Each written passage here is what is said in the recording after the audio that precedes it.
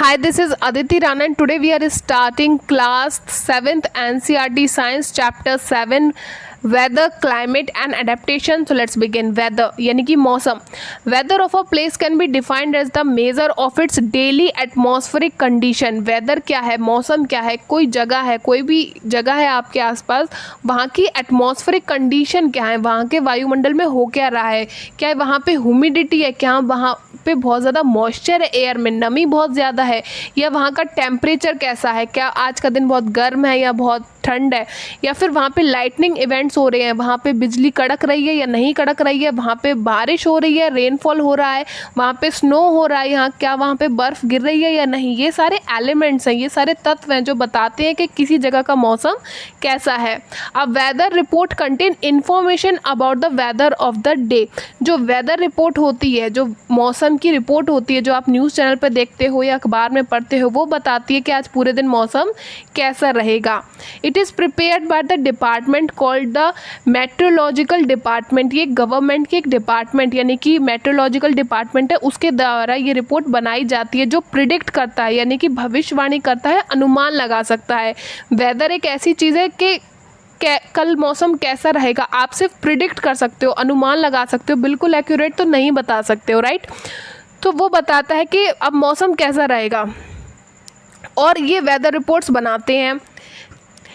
This is published on news paper, radio and TV. और उसके बाद ये जो वेदर रिपोर्ट्स होती हैं कि मौसम कैसा रहेगा, अनुमान है कि बारिश हो सकती है या आज आंधी आने की संभावना है, ये सारी चीज़ें ये न्यूज़पेपर में हमें देखने को मिलती हैं, रेडियो के थ्रू हमें बताया जाता है कि मौसम कैसा रहेगा, और टीवी पे भी आप देख सकते हैं कि जो आपकी वेदर रिपोर्ट्स हैं.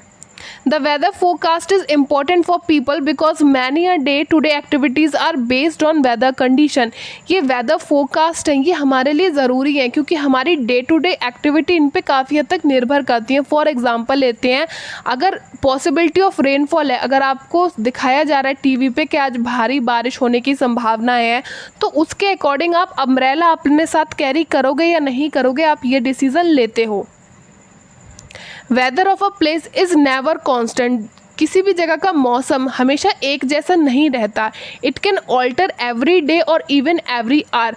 हो सकता है कि हर दिन मौसम बदल जाए किसी जगह का, इवन हर घंटे भी बदल सकता है. अभी बिल्कुल आसमान में बादल नहीं है, वो थोड़ी देर में आ जाए, एकदम बारिश होने लगे, बिजली कड़कने लगे, उसके एक घंटे बाद बिल्कुल क्लियर हो जाए, धूप निकल आए. तो इस तरीके से कहीं का भी मौसम है हमेशा कांस्टेंट नहीं रहता है, बदलता रहता है.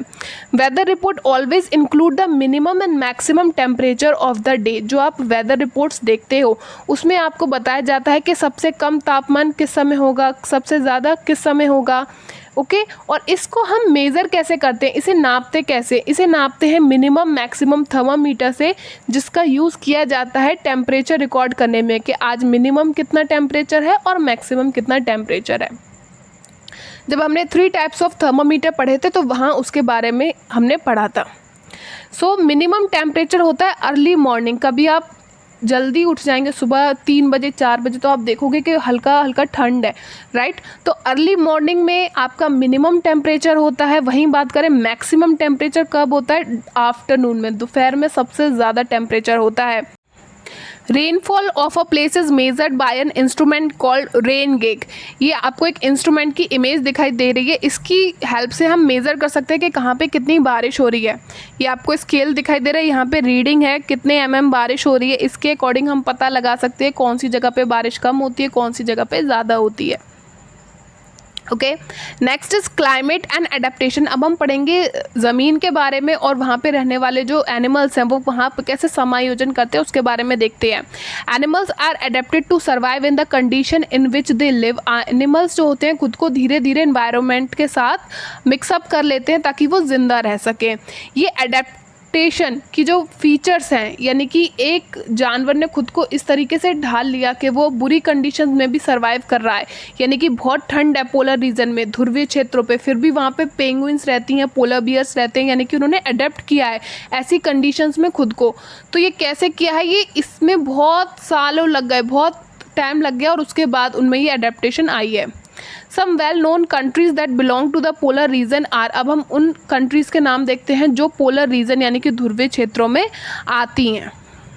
सी Canada, Greenland, Iceland, Norway, Sweden, Finland, Alaska and USA and Siberian region of Russia. ये वो कंट्रीज हैं जो पोलर रीजन में आती हैं। Example of some countries where the tropical rain forest are found are. अब उन एग्जाम्पल को देखो, वो कंट्री जहाँ पे ट्रॉपिकल रेन फॉरेस्ट है यानी कि वर्षा वन है, वो है आपकी India, Malaysia, Indonesia, Brazil, Republic of Congo, Kenya, Uganda और नाइजीरिया। अब हम बात करते हैं पोलर रीजन की यानी कि ध्रुवीय क्षेत्र की। It is marked by extreme climatic condition and it is covered with snow. जो पोलर रीजन है, जो ध्रुवीय क्षेत्र है, वहाँ पे जो क्लाइमेट कंडीशन है वो बहुत ही ज़्यादा एक्सट्रीम है, बहुत ज़्यादा ठंडा है। वहाँ पे पूरा इलाका है वो स्नो से यानी कि बर्फ़ से ढका हुआ है। It is very cold for maximum part of the year. साल के ज़्यादातर समय वहाँ पे बहुत ज़्यादा ठंड रहती है। In this region the sun does not set for 6 months and does not rise for the remaining 6 months। यहाँ पे क्या होता है, 6 महीनों तक तो सूर्यास्त नहीं होता यानी कि सूरज डूबता नहीं है 6 महीनों तक, और बाकी के 6 महीने तक सूर्योदय नहीं होता यानी कि सूरज निकलता ही नहीं है। The temperature in the polar region can be as low as -37 degree Celsius, यानी कि इतना कम हो सकता है कि 0 से भी नीचे चला गया, -37 डिग्री सेल्सियस तक हो सकता है, इतना ठंडा हो सकता है। The animal found in polar region are polar bear and penguins. यहाँ पे जो एनिमल्स मेनली पाए जाते हैं उनमें आपके इंपॉर्टेंट हैं पोलर बियर और पेंगुइन्स। अब हम उन्हें देखते हैं।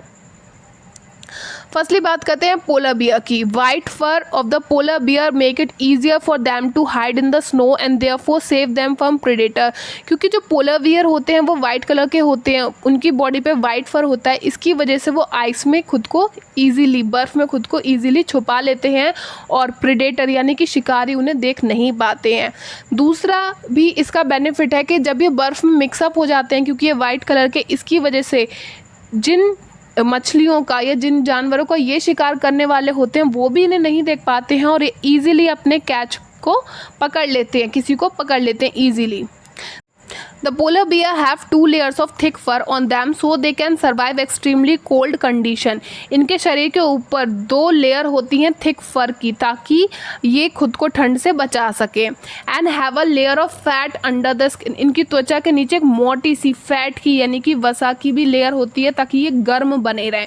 The polar beer move slowly and rest often so that they can not get over heated. यानी कि ये 2 लेयर तो है थिक फर की, मोटे फर की, और एक लेयर है मोटे से फैट की। उसकी वजह से ये क्या करते हैं, धीरे धीरे चलते हैं और बीच में बहुत सारा आराम भी करते हैं, नहीं तो क्या होगा, इनकी बॉडी ओवर हीट हो जाएगी, ज़्यादा ही गर्म हो जाएगी। Polar bear are good swimmer. ये बहुत अच्छे तैराक भी होते हैं और जब गर्म दिन होते हैं तो ये स्विमिंग करते हैं ताकि ये खुद को ठंडा रख सकें। The paws of the polar bear are large and wide. इनके जो पैर होते हैं, जैसा कि आपको इस इमेज में दिखाई दे रहा है, इनके जो पैर होते हैं वो लार्ज होते हैं यानी कि बड़े होते हैं और चौड़े होते हैं। So that it can swim as well as walk, ताकि ये अच्छे से तैर भी सकें और आसानी से चल भी सकें बर्फ़ के ऊपर। The polar bear can swim under water as well because it keep its nostril close for a long time. ये आराम से अंडर वाटर यानी कि पानी के अंदर बहुत समय तक स्विमिंग कर सकते हैं क्योंकि ये अपनी नाक को बहुत समय तक बंद रख सकते हैं। Strong sense of smell. ये इनकी जो स्मेलिंग पावर होती है वो भी बहुत अच्छी है, इस वजह से ये दूर से ही सूंघ लेते हैं कि आसपास कोई शिकार है या नहीं है। तो ऐसी हार्श कंडीशन है यानी कि इतनी ठंड में अगर हम होते तो हमारी नाक तो बंद हो जाती, लेकिन इसकी नोज़ इतनी अच्छी है कि बहुत टाइम तक बंद रख सकता है और अंडर वाटर भी स्विमिंग कर सकता है नाक को बंद रख के। और क्या कर सकता है, स्मेलिंग पावर भी इसकी नाक की इतनी अच्छी है कि ये दूर से ही सूंघ लेता है कि यहाँ आसपास कोई जानवर है जिसे खाया जा सकता है। नेक्स्ट बात करेंगे पेंगुइन्स की। The penguins are also white in colour so that they can hide in snow. Penguins का भी जो कलर है वो वाइट सा होता है, यानी कि ये भी बर्फ़ में छुप सकती हैं और शिकारियों से बच सकती हैं और अपने शिकार को पकड़ सकती हैं। इसमें हेल्प करता है इनका white colour. They have thick skin with large fat content. इनकी जो त्वचा होती है वो मोटी होती है और उसके अंदर बहुत सारा फैट होता है, बहुत सारी चर्बी होती है। So that they can survive the cold weather easily, ताकि ये इतनी ठंडी जगह पे भी आसानी से जी सकें। They generally live in crowd और nest closely so that they can stay warm. Generally क्या होता है, जो पेंगुइन्स होती हैं वो झुंड में रहती हैं ताकि गर्म रहे। इसका मैं एक एग्जांपल देती हूँ। ये क्लासरूम है और सर्दियाँ हैं, दिसंबर का टाइम है, 2 बच्चे बैठे हैं क्लास में दूर दूर, तो उन्हें ठंड लग रही है, वो ठंड से कांप रहे हैं, उनके दांत kit kit kit kit kit kit कर रहे हैं। लेकिन एक और क्लासरूम का हम एग्जाम्पल लेते हैं, ठंड का मौसम है, ठीक है, बाहर बहुत ठंड है, लेकिन यहाँ पे हमने क्या किया, कम स्पेस में बहुत सारे लोग रख दिए, तो आपकी बॉडी भी तो हीट प्रोड्यूस करती है। तो अब इतने सारे लोग एक ही कमरे में हैं, कम जगह में इतने सारे लोग हैं, तो उन्हें खुद गर्मी सी फील होगी, राइट। तो सेम वे पेंगुइन्स भी क्या करती हैं, झुंड में रहती हैं ताकि इन्हें गर्मी फील हो। Next, penguins are good swimmer, ये भी अच्छी तैराक होती है, और इनके आप पैर देखो कैसे वेब्ड फीट हैं इनके, एंड स्ट्रीमलाइन बॉडी है, इनके वेब्ड फीट हैं यानी कि जालीदार इनके पैर हैं, और इनकी जो बॉडी है वो मछली की जैसे होती है, इसकी वजह से ये अच्छे से तैर सकते हैं। Other animals living in the polar region are like fish, seal, whale, musk, oxen, reindeers. और भी कुछ जानवर हैं जो पोलर रीजन में रहते हैं, जैसे बहुत सारी तरह की मछलियाँ हो गई, और सील आपकी हो गई, व्हेल हो गई, ऑक्सिन हो गई, रेनडियर्स हो गए। रेनडियर्स वो होते हैं जो सेंटा क्लॉज की बग्गी में आपको दिखाई देते हैं, तो they are reindeers. Now fish can remain under cold water for long, मछलियाँ बहुत पाई जाती हैं पोलर रीजन में, और मछलियाँ तो ठंडे पानी के अंदर बहुत समय तक रह सकती हैं, right. Next is bird, they migrate to warmer region when winter come and come back after the winter is over. जो चिड़ियाँ रहती हैं पोलर रीजन में, वो क्या करती हैं, जब ठंड होती है तो वो क्या करती हैं, किसी गर्म जगह पे चली जाती हैं, पूरी सर्दियों ये गर्म जगह पे रहती हैं, और उसके बाद जब विंटर ख़त्म हो जाता है, जब ठंड ख़त्म हो जाती है, तो ये क्या करती हैं, लौट आती हैं। ऐसे ही एक बर्ड का एग्जांपल लेंगे, Siberian crane. See this image, this is the image of Siberian crane. It comes from Siberia to places like Bharatpur in Rajasthan and Sultanpur in Haryana. जैसा कि हमने अभी पढ़ा था कि जो साइबेरिया प्लेस है वो किसके अंडर आता है, पोलर रीजन के अंडर आता है। तो जब विंटर आता है, जब सर्दियाँ आती है, तो साइबेरियन क्रेन है वहाँ से चलती है साइबेरिया से, और भरतपुर जो राजस्थान में है या जो सुल्तानपुर हरियाणा है वहाँ आ जाती है। फिर जब सर्दियाँ ख़त्म हो जाती हैं तो ये वापस चली जाती है। Birds have a build in sense of direction, जो चिड़ियाँ होती हैं उनके अंदर एक सेंस होता है डायरेक्शन का, कि हमें किस दिशा में जाना है। It help them to travel and guide by sun during day and star at night. दिन के समय जो वो डायरेक्शन में ट्रैवल करती हैं तो उन्हें सन गाइड करता है, सूरज उन्हें गाइडेंस देता है कि तुम्हें किस डायरेक्शन में जाना है, राइट। और रात के समय वो स्टार्स को देखती हैं और डिसाइड करती हैं कि हमें किस डायरेक्शन में जाना है। Next is tropical rain forest. Tropical rain forest कहाँ पाए जाते हैं, ये उस इलाके में पाए जाते हैं जो आपका इक्वेटर के पास है, ठीक है। इक्वेटर वो जगह है जहाँ पे सनलाइट मैक्सिमम पहुँचती है, क्योंकि सीधे पड़ती है तो बहुत ज़्यादा सनलाइट होती है। तो ट्रॉपिकल रेन फॉरेस्ट यानी कि वर्षा वन आपको वहीं पे दिखाई देंगे। These area have hot climate, यहाँ की ज़मीन गर्म होती है और यहाँ का टेम्परेचर ज़्यादा होता है। As high as 40 degree Celsius, अधिकतम 40 डिग्री सेल्सियस तक तापमान ऊपर जा सकता है, और मिनिमम यानी कि नीचे कितना नीचे आ सकता है, 15 डिग्री सेल्सियस तक नीचे तापमान आ सकता है। The length of the day and night are almost equal, दिन और रात बराबर बराबर होते हैं। However, there is a lot of rainfall and so the tropical rainforest are found in this region. यहाँ पे दिन और रात बराबर होते हैं, लेकिन यहाँ पे बारिश बहुत ज़्यादा होती है, इसीलिए यहाँ पे ट्रॉपिकल रेन फॉरेस्ट यानी कि वर्षा वन आपको देखने को मिलते हैं। The tropical rainforests are home to a wide variety of vegetation and animal. जो ट्रॉपिकल रेन फॉरेस्ट है यहाँ पे आपको डिफरेंट टाइप्स के प्लांट्स देखने को मिलेंगे और एनिमल्स देखने को मिलेंगे। इतने ज़्यादा एनिमल्स और प्लांट्स हैं, इतने ज़्यादा यहाँ पे जानवर हैं कि उनके बीच में कंपटीशन होता रहता है खाने को लेके, क्योंकि जानवर ज़्यादा है, पॉपुलेशन ज़्यादा है इंसेक्ट्स की, एनिमल्स की, लेकिन खाना तो लिमिटेड ही है, तो कंपटीशन बहुत ज़्यादा है। इसलिए कुछ जानवरों ने खुद को ऐसा बना लिया है कि वो पेड़ों पर रहने लगे हैं, क्योंकि पेड़ों पे रहना मुश्किल होता है तो वहाँ पे थोड़ा कम कंपटीशन होगा, इजीली खाना मिल जाएगा। Many of these animals have a sensitive hearing, sharp and thick skin. बहुत सारे जानवर ऐसे हैं जिनकी सेंसिटिव हेयरिंग है, यानी कि बहुत माइन्यूट सा भी साउंड हो, छोटा सा भी साउंड हो तो वो उसे सुन लेते हैं। इनकी थिक स्किन है, मोटी खाल है इनकी, और जो इनका स्किन का कलर है वो ऐसा है कि वो इन्वायरमेंट में ईजिली ब्लेंड हो जाएंगे, यानी मिक्सअप हो जाएँ। यहाँ पर मैं एग्जाम्पल देती हूँ टाइगर का और लॉयन का। तो यहाँ पे आपने क्या देखा, इनकी हेयरिंग पावर बहुत अच्छी है। दूसरी बात, इनकी जो खाल है वो मोटी है। एंड तीसरी बात, इनकी स्किन का कलर ब्राउन है, मिट्टी का भी कलर ब्राउन होता है। तो ये फॉरेस्ट में ईजिली मिक्सअप हो जाते हैं सराउंडिंग में, और आपको पता नहीं पड़ेगा कि ये कहाँ पे हैं। Okay, so these are the things that protect them from the predator. ये वो क्वालिटीज़ हैं जो इन्हें बचाती हैं शिकारियों से। एग्जाम्पल आपके हो गए बिग कैट्स, बड़ी बिल्ली, जैसे कि आपकी लॉयन और टाइगर। यहाँ पे हमने देख लिया कि इनकी हेयरिंग पावर बहुत अच्छी है और इनकी स्किन मोटी है, और जो स्किन का कलर है वो मिट्टी के जैसा है। नेक्स्ट बात करें हैं different animals found in the tropical rain forest and their features. अब कुछ और जानवरों को भी देख लेते हैं जो ट्रॉपिकल रेन फॉरेस्ट में रहते हैं, जैसे कि आपका रेड आइड फ्रॉग। इसका नाम है red eyed frog and it has developed a sticky pads on its feet. इसके ये जो पैर है ना, यहाँ पे स्टिकी पैड्स हैं, यानी कि चिपकने वाले पैड से हैं, जिसकी मदद से ये क्लाइंब करता है ट्रीज़ पे और रहता है। यानी कि ये भी क्या करता है, इसके पैर हैं, जैसे ये इसके पैर हैं, यहाँ पे एक स्टिकी पैड है चिपकने का सा, उसकी हेल्प से ये पेड़ पे चिपक जाता है और पेड़ पे रहता है। नेक्स्ट है मंकी। जैसा कि आपको ये मंकी दिखाई दे रहा है, इट हैज़ लॉन्ग टेल, ये इसकी पूंछ है, ये बहुत ज़्यादा लंबी है। इसकी हेल्प से ये क्लाइंब कर सकता है ट्रीज़ को, ब्रांचेस को पकड़ सकता है, एक पेड़ से दूसरे पेड़ पे इजीली जा सकता है, क्योंकि इसकी जो पूंछ है वो बहुत लंबी है। और इसके जो हैंड्स हैं, इसके जो फीट हैं, जो इसके हाथ पैर हैं, वो भी इस तरीके से हैं कि बहुत ईजीली ये ब्रांचेस को ग्रैस्प कर सकता है, अच्छे से पकड़ बना सकता है कि ये पेड़ से गिरे नहीं। Next is token bird. It have a large long beak with which it can reach the food that is found on weaker branches as well. जैसे कि आपको ये बर्ड दिखाई दे रही है, तो इसकी जो चोंच है ना, ये बहुत ही बड़ी है। इस वजह से क्या होता है, इतनी बड़ी चोंच है, ये एक मोटी सी डाली पे बैठी है, और ये जो वीक ब्रांचेस हैं, जो इतनी हल्की डंडियां हैं, जहाँ पे अगर आप पैर रखोगे और वो टूट जाएंगी ब्रांचेस, वहाँ पे जो फूड अवेलेबल होता है, जो फ्रूट्स लगे होते हैं, फल लगे होते हैं, उन्हें भी ये खा लेती है, क्योंकि इसकी चोंच बड़ी लंबी होती है।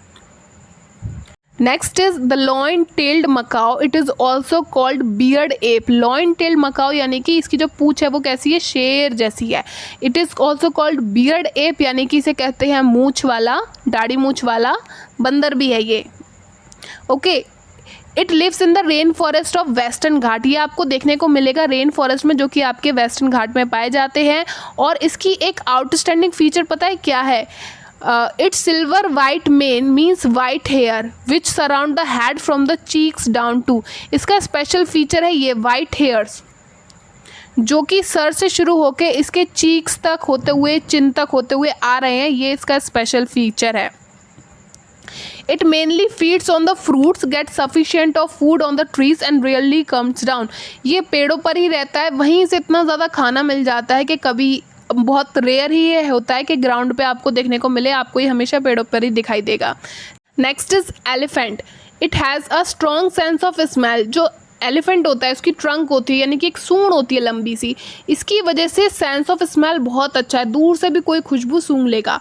And this trunk is use to pick up food. इस ट्रंक का इस्तेमाल किया जाता है सूंड का चीज़ों को उठाने में। आपने देखा होगा कि आप उसे फूड देते हो या बॉल से खेलते हो एलिफेंट के साथ, या उसे गन्ने देते हो, तो वो किससे खाता है? अपनी ट्रंक की हेल्प से चीज़ों को लिफ्ट करता है, पिक करता है। दूसरी बात क्या है? टस्क, यानी कि जो इसके दांत हैं, टस्क कहा जाता है उन्हें, और वो मॉडिफाइड टीथ हैं, यानी कि दांत ही हैं लेकिन उनका मॉडिफाइड रूप है।